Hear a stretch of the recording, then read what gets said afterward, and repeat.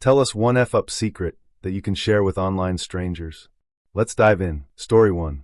My cousin has stolen hundreds of thousands of dollars from the company he works for because they are headquartered in another country and just approve every expense he submits. Nice guy though. Story 2. My grandfather's youngest brother was murdered in the late 50s. The brother was a door-to-door salesman and called a man's wife honey on his pitch. The man overheard it and shot him. The local sheriff deemed it was justified because he shouldn't have called another man's wife honey. My grandfather and his other brother later killed that man. Both came home that night covered in blood and told my grandmother that when the sheriff comes around to tell him they were home all night drinking and playing cards. My grandfather told me that story when I asked him why did he drink so much. Story 3.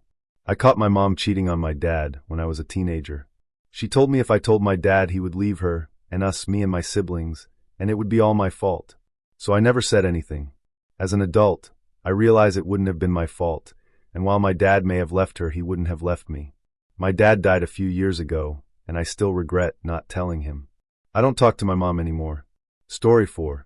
My father died of leukemia, but before I knew diagnosis, he had a massive bleed on his brain a second time, and I had to carry him down the stairs. I accidentally bumped his head off the door frame, and from that moment that happened to the last 3 days, he was alive. He never talked once as he lost the ability to talk and was gasping for air till he passed away. Ever since I bumped his head by accident, it feels like I'm responsible for making his death faster, and the guilt is eating me inside. But now if I think about it, if I had not bumped his head, would he still be alive and suffered more from his leukemia for more than 3 days? I'm still missing him is an understatement, but I feel like I let him down at the end of his life. No one else knows about this, and am 100% taking this to the grave with me. Story 5. I said to a cousin I wished my uncle was dead. He took us out for a day out. I was about 9 or 10, just being a typical kid, messing about a bit, nothing very naughty. He had a go at us, slightly over what was needed. Nothing physical, just a verbal telling off. He ended his life a few weeks later.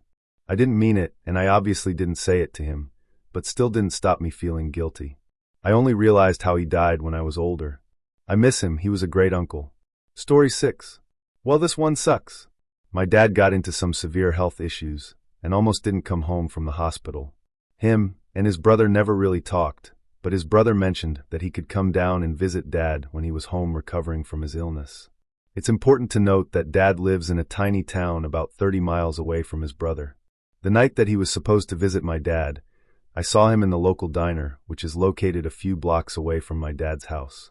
We didn't talk or wave. I just saw him as he was passing by on the way to the bathroom. I asked my dad if he had seen his brother that night, since his brother went 30 miles out of his way to go to the diner, so I figured that he had stopped by to see Dad too. He never did. He flaked on my dad. His brother died 2 nights later of a heart attack. I can't tell my dad that I saw his brother, and his brother flaked on him, while he was just down the road sitting at home. Story 7. I legitimately think one of my cousins was born/is pure evil, or at least suffers from some kind of undiagnosed sociopathy or something. I can't tell my family or anyone who knows him because they'll look at me like I'm crazy, except his younger sister. You probably wouldn't see it yourselves.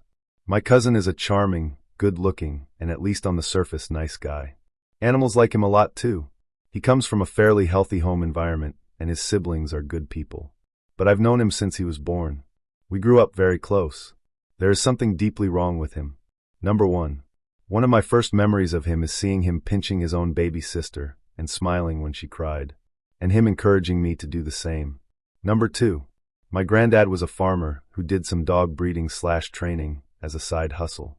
When we were 6 years old, one of our grandfather's dog had a bunch of puppies. He let all his grandkids play with the puppies for a day. My cousin wandered off with one of these puppies on his own. Later I found him strangling it to death. He claimed it attacked him, and he was defending himself. My grandfather reluctantly gave him the benefit of the doubt, although he wasn't allowed near my grandfather's dogs again. Number 3. At school he was a bully.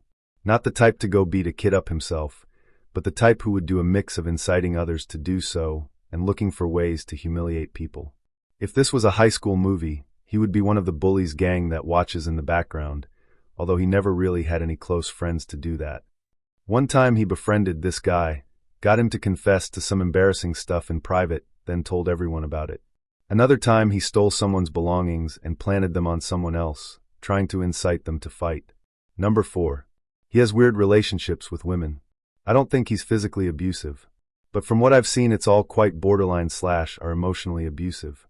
I also know for a fact he's cheated on pretty much every girlfriend he's had.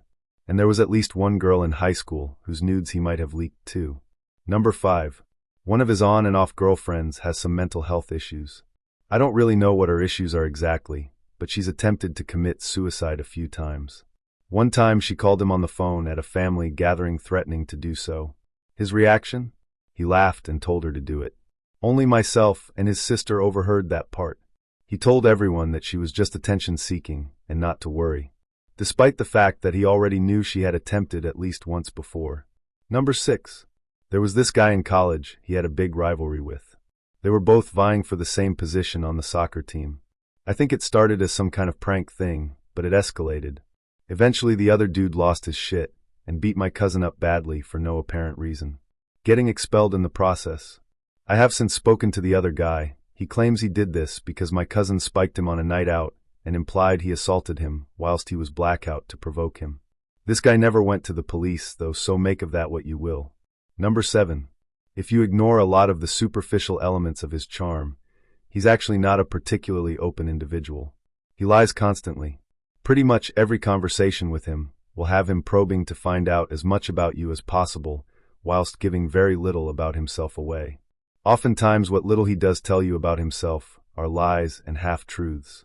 He's been that way since we were both children, although he's far more polished now. I even remember asking him when we were both kids, "Why do you lie all the time?" And his response was, "Because it's fun." Number 8. I don't think he ever really has or had true friends. He has people he's friendly with or socializes with, and he has people who are weirdly devoted / dependent on him.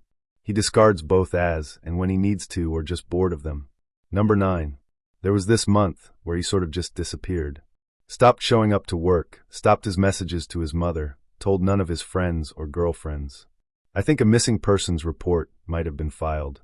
He resurfaced, eventually claim he had a new job overseas that he had been interviewing / traveling for. He must have had evidence to prove this because it was all dropped without hassle. That's just off the top of my head. There's other stuff, but I legitimately believe he's a monster. Story 8. My grandmother lived with us when I was growing up. When I got my driver's license, I had to share a car with her. One time I was trying to back out of a really tight spot and scraped the car next to me.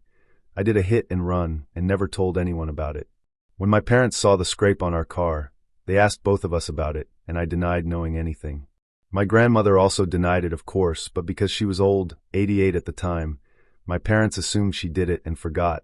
We later determined she was actually developing Alzheimer's, caused a huge fight and caused them to take her keys away and not let her drive anymore. I never told anyone and got sole use of the car for myself, with the stipulation that I needed to drive her to church every week or anywhere else she wanted to go. This happened about 25 years ago, and she passed a few years later. Story 9. I hope I'm not too late to this. I'm a very confident person who doesn't feel like I need to read directions to do things because most things seem self-explanatory or simple enough that my common sense would figure it out. I don't mind direction from a person, but I don't read directions. Here goes nothing. So when I was maybe 19, I had to give my doctors a poop sample because there was a little blood when I wiped my butt, and the doctor just wanted to get it tested. They gave me a little insert for the toilet bowl to catch the poo, a sample cup, and an envelope. I thought, what do I need the directions in the envelope for? Clearly I catch the poop with the toilet bowl insert and use a glove to put a little piece of poop in the cup. Easy. I completed the task the next morning, walked into the diagnostics lab, and I had wrapped the sample cup up in paper towels, and in a Ziploc BC. I was embarrassed, and someone asked if I needed help. I said, "I'm here to drop off my sample," and pulled out my sample cup with a little turd in it, and the person literally stared in disbelief. I put the sample cup on the table and walked out wondering why he was looking at me like that. So I get home and I'm about to throw out this envelope, and I'm like, well, let me open it up and see what it says. Bruh, IT wasn't just directions. There was a spoolie and a little card with a slide-out window. I was supposed to take the spoolie and, with gloves on, mush it around the poop a little bit, and then dab the sample into the window on the card. I was only supposed to give them an envelope with a card that contained my small sample, but instead I brought an entire turd in a sample cup to the reception desk. This is my real-life LMFAO. Story 10. Due to the current plague, COVID, my best friend of 10+ years lost his job. He was going through rough times beforehand. Wife cheated, left him, horrible divorce, etc. Now he's not the sharpest tool in the shed and can be forgetful. He, however, is a very proud man and will not accept help from anybody. Nothing I can do, he's always been that way, important later. One night while having a few beers, he mentions how he's worried about making rent next month. Due to my decent savings and good job, I offered to help him. He refused, saying he would never accept it. Now, I know his landlord as a vague acquaintance, saw him and had talked to him a few times before while at my buddy's place. So I went to see him while my buddy was at another friend's house working on his old dirt bike. I paid his rent in full, in cash, for the next 2 months. I told his landlord to never tell him it came from me, and to tell him that was owed to him due to overpayment on his rent while he lived there. Something about reviewing the last few years' finances to make it seem legit. He totally bought it. I saw him the next weekend, and he was so happy. He told me all about the overpayment, and how that magically saved him, for without them, he might be homeless. While he thinks he was saved due to an accounting error, I'm so happy knowing I greatly improved his situation, at least for a little while. Story 11. Created a throwaway for this because I know of at least one person that knows my username, and this can never be discovered about me. When I first started dating my boyfriend, I moved in with him in another state pretty quickly, like after 3 to 4 months. So one night, he was in the shower in our 1-bedroom, 1-bathroom apartment, and I was chillin' in the living room, and suddenly I had to poop so bad. Like it was go time, and he was in the shower, and I absolutely did not feel comfortable going in there and blowing up the toilet at the same time he was in the shower. In hindsight, I should have just run to the corner store and gone poo, and come back with snacks, and acted like I just wanted some munchies. But I was panicking, so what did I do? I grabbed 2 plastic grocery bags, doubled them up, took them into our walk-in closet. I think I figured if he popped out of the shower in the middle of my shame, at least I would be behind another door and have a minute to compose myself. And I squatted and pooped a huge load of turd into these grocery bags in our closet. I wiped with paper towels and tied up the bag and immediately went down and took out the trash. He will never know. No one will never know. This is my shame. Story 12. 2 years ago, when I was 23, I lived with 3 roommates. I got super wasted at this party, but one of my roommates was in much worse condition than I was. I walked, more like carried, her home at like 3 a.m. and tried to get her into bed so she can wake up safely with her huge hangover. I did all the stuff they tell you to do. Turn them on their side and put a pillow behind them so they don't roll on their back. Put a bucket and a glass of water within arm's reach. Put a towel on the bed where they might throw up. However, when I was about to go to bed myself, she did the one thing I haven't told anyone except her. With the covers up, she pulled down her pants, told me she had to go to the bathroom, and took a huge shit in her bed, then rolled on the floor and passed out. I honestly didn't know what to do, so I figured if no one knows, this doesn't have to turn into anything. So I grabbed a plastic bag and picked up the shit. It was 2 huge logs BTW. I can't stress the size enough. Threw all the sheets in a big garbage bag, threw them in the trash can in the back, threw new sheets on the bed, put a pillow under her head, and left. For that entire week, I was the only one who took the garbage and recycling out to the back, just to make sure no one knew. I told her in the morning when she asked, but I haven't told anyone else. I die inside every time I remember it because it's a hilarious story to tell, but everyone I'd tell knows who she is. Story 13. I never graduated college. I paid $200 and ordered a fake degree and had it sent to my parents' house. They totally believed it. I lied to my girlfriend at the time and all my friends. I was already on my 5th year of college with a realistic 1.5 years left. I fucked around a TON in college with a bunch of D's and F's that wouldn't count, and I couldn't handle anymore. I just never went back. I lied to my parents and told them I was so embarrassed that I was a 5th-year student that I didn't care to go to graduation ceremony. Also, all my friends were already gone. They also believed it. It still weighs on my conscience all the time. Whenever people talk about college and ask me, I tell them I went to college but rarely ever mention graduating unless they straight up ask me what year I graduated. I lie as a last resort. Looking back, I would have died to be able to graduate with all my friends and actually see my parents cheer as I walked on stage. If I could go back in time, I would study my ass off and just finish the damn degree. It's not worth me going back to college just to complete my degree. I now run my own business and pull in a six-figure salary. Before that, I climbed the corporate ladder. The fear of being exposed and being forever defined a college failure motivated me to work my ass off. I wanted to bury that lie so deep in success that nobody dares even bothers to ask me about college. I probably would never be in the position I am in if I never lied about graduating college. Story 14. So in order to get the full scope of this story, I kind of have to explain other things as well. When I was in 7th grade, one kind of always had a hustle for money. I would sell pieces of beef jerky and make white girl trail mix, which consisted of bootleg cereal in plastic baggies, and Chex Mix I would sell to classmates and shit for pocket money. At one point, parallel to this period of my life, got super into the idea of cologne laced with pheromones. My idea was that if I could get pheromone cologne, it would up my chances of women finding me attractive. Found all kind of BS online, so I turned to the idea of making my own. This is what you needed to know. I found out quick at that time, I don't know how it is now, you can't just buy pheromones. So I read online somewhere that sweat contains pheromones, and the ones people find the most stimulating, complete hearsay as far as I knew, are found around the genitals. This gave me an idea. I bought 6 bottles aftershave and began to gather pheromone samples. I would do this by rubber banding a whole Ziploc bag around my D and balls and walking around with it at school. I would wear the warmest pants I could, I'd exercise with it, anything I could to accumulate sweat, which I then would transfer as best I could into an empty water bottle. After doing this for some time, I had accumulated what I thought was enough sweat and added them to the bottles of aftershave. I figured the best way to test and see if this worked was to get this stuff onto as many people as possible, so I ended up giving/selling all but one to my friends/classmates. So, I guess my secret is there were people at my school wearing cologne laced with my ball sweat, and they didn't even know. I never told anyone except some people I know online. Should any of those people read this post, keep my name out of your mouths. And to be clear, the stuff did not work. I ended up getting my shit together and learned how to interact with women like a normal human being. Story 15. My mom was my hero in life. I watched her die in hospice over 4 to 5 days, dying a horrible, tortured death from dehydration. That sounds benign until you've seen it yourself or, God forbid, ever had to go more than a few hours without any kind of water. Unfortunately, it was the least horrible of the horrible options our society, America, allows, because apparently there's some twisted, fucked up virtue in torturing our elderly, rather than allowing them the right to die in peace. I'm a physician. I swore to do no harm.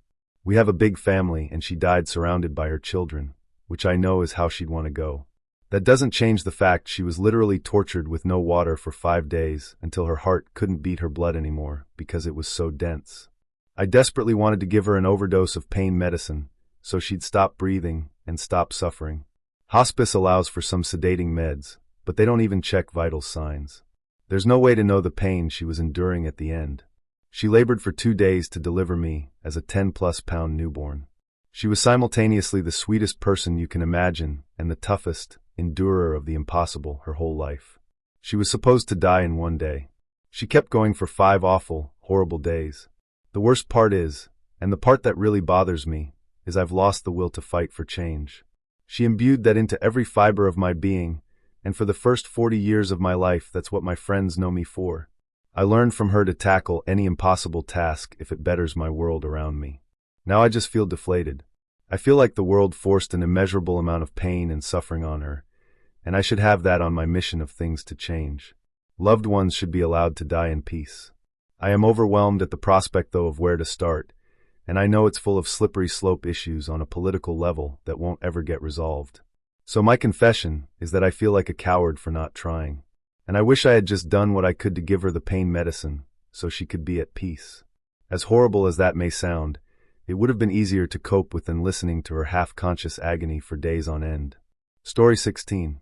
I sued my boss and made him sell his business because his wife made my working life a living hell.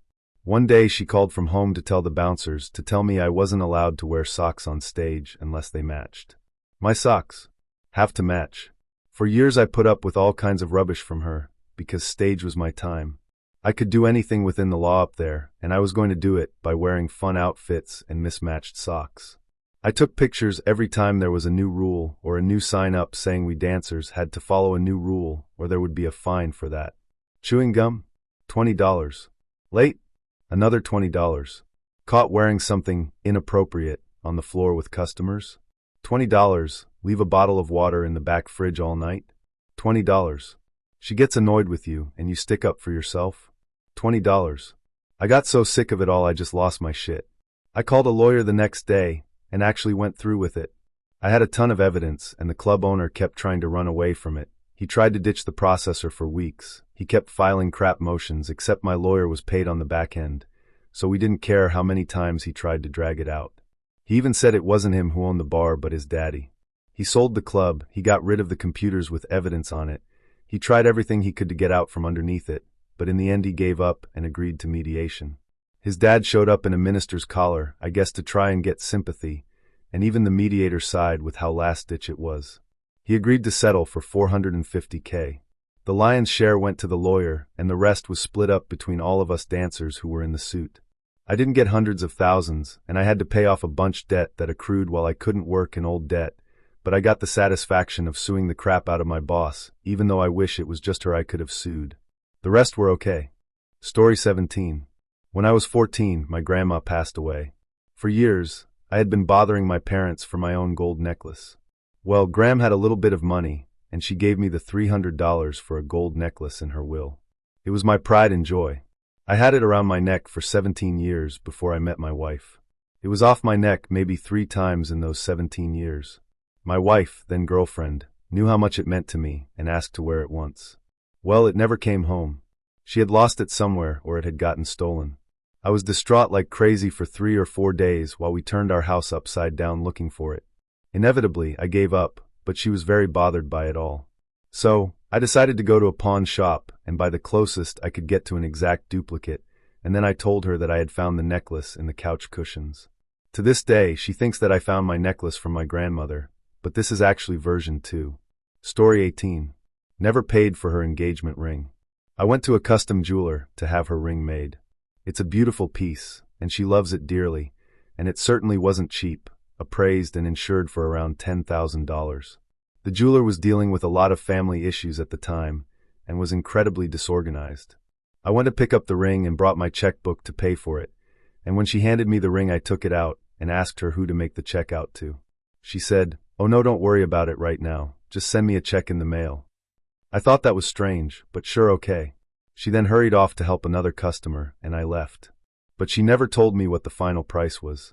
For the next 6 months, I texted and called the jeweler asking, "Hey, just tell me what amount to put and I'll mail you the check." And there was always a reason she couldn't tell me. "Oh, sorry, I'm out right now. I'll find it and text you later." Her shop was a few hours away from where I live, so it wasn't feasible to stop by and handle it in person. I tried for 6 months, but after that I stopped calling/texting and just figured I got the ring for free. I wouldn't tell my spouse because I don't want her to think I took advantage of the situation or that somehow the ring isn't as meaningful because I didn't pay for it. Story 19. That my partner killed a cat. She's very much a cat person. Once she picks me up from a friend's house and driving through town. A cat ran in front of us and we heard a thud underneath the car. She screamed and looked in the rearview mirror, and we seen the cat stagger into a driveway. She was very upset and convinced she ended it. I told her no, the cat clearly ran across the street and is probably fine. She was meeting some friends and I was taking the car home, so she said would I check the driveway of that house on my way home to make sure the cat was okay. I said I would. I drove back that way and parked a few houses down and looked in the driveways, and there it was lying motionless, sprawled out on the ground. Oh crap. Part of me was thinking just go home and say you seen it happily licking itself, but curiosity got the better of me. I wanted to check to make sure it was still living. The problem was it was a gated house that was also A, B, and B, so I didn't want to just wander in on someone else's property. So I rang the phone number on the sign at the side of the road. By this stage I'm thinking, what the hell are you at? You should have been home long ago, but I was on autopilot and just went with it. The owner answers, and I tell him there's a possibility dead cat in your drive. Do you mind if I come in just to check it's okay?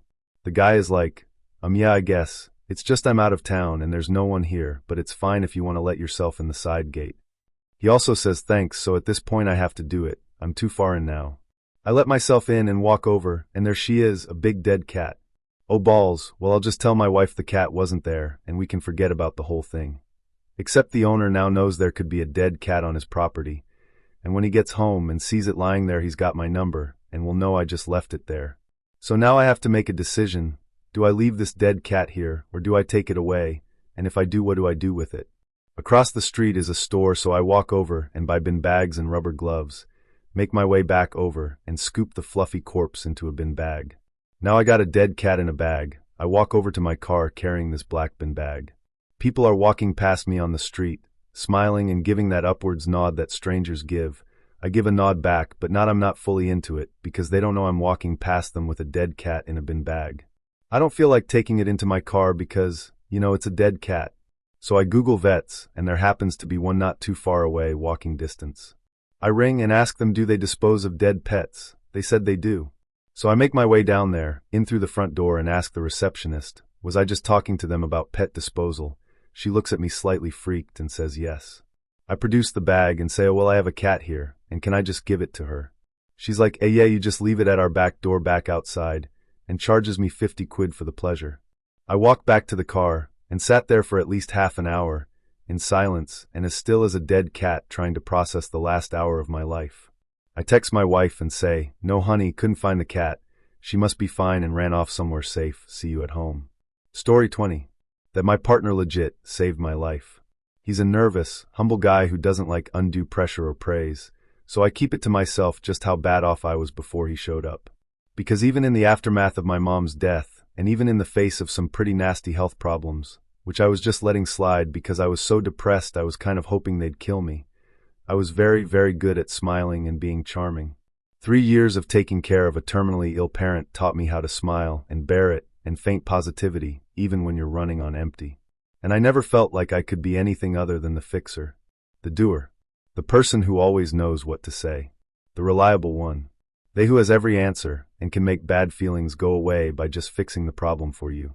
I was not allowed to be negative, ever, but he legit came in and helped me with mom's estate and cheerleaded me into getting out of a dead-end career and put a stake in the heart of some severely toxic relationships I had, and even helped me budget so I could finally afford health insurance, which wasn't a moment too soon, because I caught shit right in the nick of time. And he just kind of did it. In his mind it was nothing much because you were on the right track, but you had a lot on your plate and needed help, smiley face. And I just nod and agree because what else do I say? I actually wasn't. I was just going to let myself die because I was exhausted and miserable, smiles aside. Thanks for intervening. Story 21. The time I had sex with a snowman in a ditch behind my house. So I believe it was March 1993, and a huge blizzard swept the East Coast. I was young, bored, and extremely horny. I didn't know then what exactly it was that I was feeling, but knew that it was normal for my age. Well, we were out of school for what must have been 3 weeks, but felt like an eternity. I wasn't around anyone my age. There were no girls in my neighborhood, and obviously no internet for browsing of a certain kind, but even if there was, I'd definitely be too afraid to attempt it. One evening before dark, I decided enough was enough, and I couldn't handle the urge anymore. I had been holding back for weeks because I was too embarrassed to do anything in the bathroom. The guilt and anxiety of someone catching me was too much. My room wasn't an option because the door didn't lock, and when my door was shut someone would ask why or just open it. It was far too risky, and I couldn't jeopardize my reputation of being the only normal one in my family. I threw on my snow clothes and scuttled off into the wilderness behind my house with a plan. I wasn't sure I'd actually do it, but I wasn't exactly thinking straight either, for obvious reasons. Once I arrived at my destination, I decided to slide down into a gully that was about 15 feet deep. I sat there for a few minutes and listened for footsteps in case someone saw me, but it was silent, completely silent, where I could almost hear my inner voice say, "Don't do it, man. This is the moment of no return," I told myself. I was like a runaway train never going back, wrong way on a one-way track. Anyway, I got to work and started shaping snow into a female body. She had a nice-looking chest, curves, and the necessary inlet. I unzipped and went ahead with the task that lay before me, and within a minute or so it was all over. A few seconds of guilt and shame overcame me as I zipped up and erased the evidence. I crawled out of the gully back through the woods to my house. I went to my room and tried my best to forget her, but to my surprise that would be impossible, and every time it snows, I still think of her. Story 22. That his parents are really pissing me off, and I do not want to be around them anymore. They're lousy grandparents to our son, but not to his sister's children. For clarity, I love my in-laws. My husband and I have been together for 12 years. We just had our first son last year after trying for a decade. He was born very early and spent a good chunk of his life in the NICU. He's now 10 months old and has been home for almost 6 of those. This issue I have had with my in-laws is a very recent development. It started immediately when he came home. We told both sides of our family we wanted at least a week for the 3 of us to get adjusted. We also had 4 different doctor's appointments in that first week. When my husband told his mom that we wanted that week, she got immediately upset. She assumed that my family would be coming by. He assured her that they were not, but she was still in belief that my mom would be here. My mom has a very demanding job and works a lot of OT. She manages to come see him at least once a week, and she lives about 40 minutes away. When she comes up, she spends several hours here. His parents live between 10 and 15 minutes away depending on traffic. His dad does not work, and his mom has a lot of days where she works from home without a set schedule. They come up sometimes once a week and sometimes once every 2 weeks, for no longer than 1 hour at a time. I have told them on so many occasions that they're welcome to come up anytime, as long as they call prior to coming in case we have an appointment or my mom is here. Our son is on oxygen and is still very high risk, so we try not to take him out too often or have him get overstimulated with too many visitors in one day. They see my SIL children daily, or very close to daily. They're older, between 10 and 15 in ages. There are 4 children, and the younger ones are not well behaved. When asked about why they don't come to see him more often recently, FIL was coming up with all kinds of things to be annoyed about. A FB post about a college my husband posted, a security camera we have in our living room from when we took a vacation that isn't plugged in, and that I was laying down because I got so little sleep the night before. I did talk to my husband about how I was feeling. He said he totally understands and said he's been feeling a little upset about them himself. Again, I do not hate them. They're very dear to me, which is why it upsets me so much that they don't want to see their grandson. Story 23. My girlfriend bought the cutest corgi puppy ever. Once while she was at work, it was late, and I was preoccupied watching TV while this puppy was just doing puppy things in the same room. I took a melatonin capsule to start winding down for bed. I failed to notice where I left it. Time passed, and I eventually looked back at the puppy and saw a bottle chewed up. I panicked knowing it was the melatonin bottle. I quickly grabbed it and realized it was empty, not one pill to be found. I see the corgi just laying on his stomach watching me. I quickly Googled to see if this was dangerous for dogs, and in general in my findings it would be okay as long as it wasn't the whole bottle, but it actually nearly was.